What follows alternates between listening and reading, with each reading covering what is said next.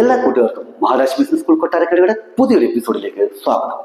ഇന്ന് നമ്മൾ ഡിസ്കസ് ചെയ്യാൻ പോകുന്നത് പ്രോഫിറ്റ് ആൻഡ് ലോസ് അപ്രോപ്രിയേഷൻ അക്കൗണ്ടിനെ പറ്റിയാണ്. എന്താണ് profit and loss appropriation account? Profit and loss appropriation account is an extension of profit and loss account which shows how the net profit is distributed among partners. അതായത് profit and loss appropriation account എന്ന് പറയുന്നത് profit and loss അക്കൗണ്ടിന്റെ extension ആണ്, മിച്ചമാണ്.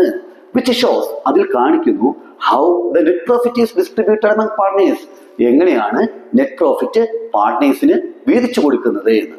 അതുകൊണ്ട് തന്നെ ഈ profit and loss appropriation account ഒരു nominal account ആണ്. ഇനി എങ്ങനെയാണ് profit and loss appropriation account prepare ചെയ്തതെന്ന് നോക്കാം. ആദ്യം നെറ്റ് പ്രോഫിറ്റ് എടുത്ത് profit and loss appropriation account credit സൈഡിലോട്ട് എഴുതാം.